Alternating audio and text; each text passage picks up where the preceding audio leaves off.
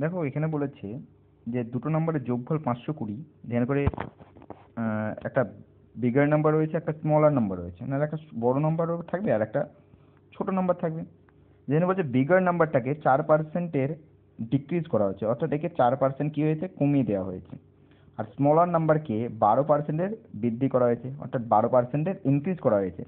Increase করে কি দেখালো, the number of then are equal, অর্থাৎ এইখানে যে নাম্বারটা বেরোবে, এইখানে করে যে নাম্বারটা বেরোবে, দুটো সমান হবে। তাহলে এইখান থেকে আমি রেশিও দিয়ে করতে পারি যে বিগ নাম্বারটার 4% কমে যাচ্ছে, অর্থাৎ নাম্বারটা 96% হয়ে যাচ্ছে। বিগ নাম্বারটা 96% হয়ে যাচ্ছে, আর যে স্মল নাম্বারটা সে 12% বৃদ্ধি পাচ্ছে, মানে কত, 112 হয়ে যাচ্ছে। তাহলে যদি এবার কাটাকুটি করি, 4×8, 4×4 = 16, 4×8, 4×8 = 32, 4×6 = 24, 4×7 = 28। তাহলে বিগ আর স্মল নাম্বারটা রেশিও কত বেড়ে যাচ্ছে, 7/6। এবার 7 আর 6 কত হয়ে যাচ্ছে ভাই, 7 আর 6 আমরা জানি 13, আর 13 মানেই বইয়ে বলে দিয়েছে কত, 13 মানে এখানে বলে দিয়েছে দুটো সংখ্যার যোগফল হচ্ছে 520।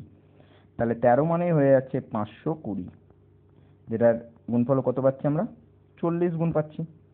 তাহলে এখানে করে বের করতে পেরেছি যে স্মলার নাম্বারটা কত হবে। স্মলার নাম্বার মানে কত, স্মলার নাম্বারটা আমি দেখতে পাচ্ছি এখানে করে রেশিও কত বেড়েছে, 6 বেরিয়েছে।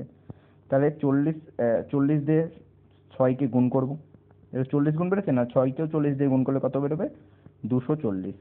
240 নাহলে স্মলার নাম্বারটা হবে 240, যদি বড় নাম্বারটা হতো নাহলে 7-এর সঙ্গে 40 গুণ করতাম, 280 হয়ে যেত। তাহলে স্মলার নাম্বার যেহেতু বের করতে বলেছে, তাহলে অ্যান্সার হবে আমাদের অপশান বি, 240।